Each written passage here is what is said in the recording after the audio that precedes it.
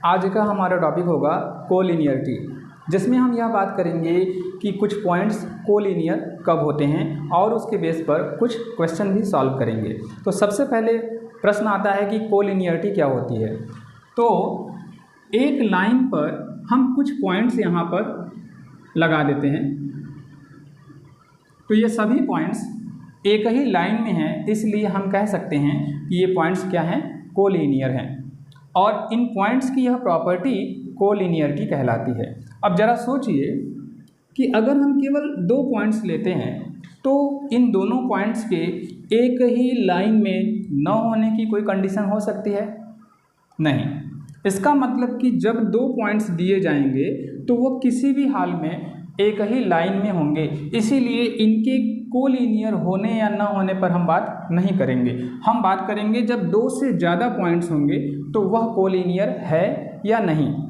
तो अब प्रश्न यह है कि दो से ज़्यादा पॉइंट्स कोलिनियर कब होते हैं। यहाँ पर हम दो से ज़्यादा पॉइंट्स में केवल 3 पॉइंट्स के कोलिनियरिटी की बात करेंगे। नंबर 1 जो पहला मेथड होगा उसमें हम डिस्टेंस फार्मूला का यूज़ करेंगे, और सेकेंड मेथड जो होगा उसमें हम एरिया ऑफ ट्रायंगल का जो कोऑर्डिनेट ज्योमेट्री वाला फार्मूला है उसका यूज़ करेंगे। पहला हम लेकर चलते हैं डिस्टेंस फार्मूला मेथड। हमें इन तीनों ही पॉइंट्स की कोलिनियरिटी चेक करनी है। तो हम जानते हैं कि पॉइंट्स ए एंड बी मिलकर एक लाइन सेगमेंट बनाएंगे। तो सबसे पहले हम ए बी की वैल्यू निकाल लेते हैं। A B is equal to, formula क्या है हमारे पास, पहले डिस्टेंस फार्मूला लिख लेते हैं। डिस्टेंस फार्मूला होता है x2 माइनस x1 का whole square plus y2 minus y1 का होल स्क्वायर। इससे हम सॉल्व करेंगे तो ए बी की वैल्यू हमें क्या मिल जाएगी, इन स्क्वायर रूट। अब यहाँ पर पहला वाला जो पॉइंट्स है उसको हम x1 y1 मान लेते हैं, और जो दूसरा वाला पॉइंट है उसको हम x2 y2 मान लेते हैं। तो अब इनमें वैल्यू पुट करेंगे। x2 की वैल्यू है 5, तो हम यहाँ पे लिख लेते हैं 5, माइनस x1 की वैल्यू है -1, तो -1 bracket close square, plus y2 की वैल्यू है 7, माइनस y1 की वैल्यू है 1 का स्क्वायर। और जब हम इसको सॉल्व करेंगे तो हमें मिल जाएगा 5 + 1 6 का स्क्वायर 36, प्लस 7 - 1 अगेन 6 का स्क्वायर 36, और हमें मिल जाएगा अंडर रूट में 72, या अगर हम इसको और सिंप्लीफाई करें तो हमें मिल जाएगा 6√2। अब इसी तरह से हम जानते हैं कि B और C भी मिलकर एक लाइन सेगमेंट बनाएंगे, तो हम BC की वैल्यू निकाल लेते हैं। BC इज इक्वल टू,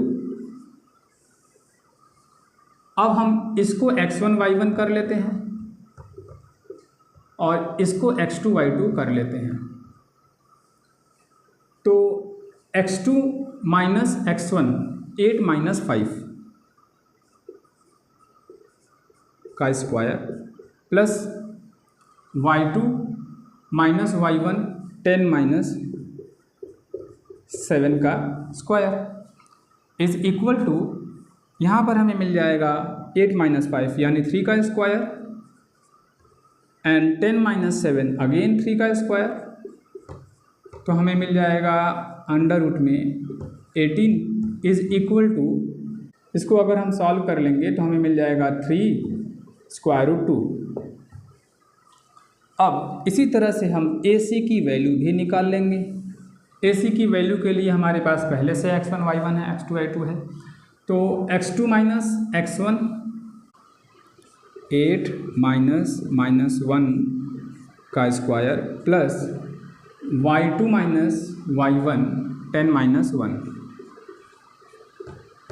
का स्क्वायर इक्वल टू 8 - +1 9 का स्क्वायर 81, एंड यहाँ पर भी 9 का स्क्वायर, तो 81 मिल जाएगा is equal to in square root 162 is equal to, यहाँ पर हमें मिल जाएगा 9√2।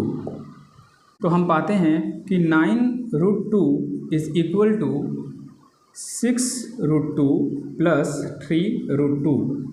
मतलब है कि AC is equal to AB plus BC। तो यह जो हमारा रिज़ल्ट आया है, यह हमें क्या शो कर रहा है कि एक लाइन सेगमेंट है AC।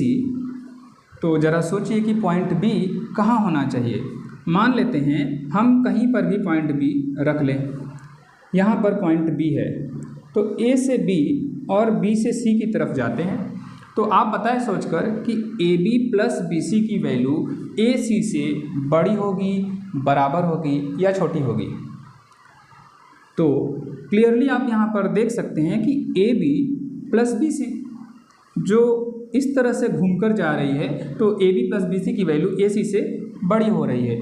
और जबकि यह स्ट्रेट लाइन पाथ है, तो अगर पॉइंट B इसके बीच में कहीं पर आ जाए, AC के बीच में, तो इस केस में AB प्लस BC की वैल्यू AC के बराबर होगी, जो कि हमें यहाँ पर मिला है। तो इस बेस पर हम कह सकते हैं कि हमारा जो पॉइंट्स है A, B एंड C, यह तीनों एक ही लाइन पर हैं, यानी कि यह तीनों पॉइंट्स क्या हैं, कोलिनियर हैं। तो अब हम लिख सकते हैं, so the given points A, B, C and C are collinear।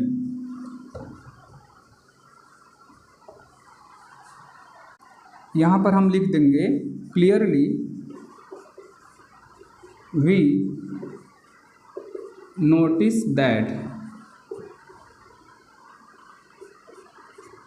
so the given points A, B and C are collinear।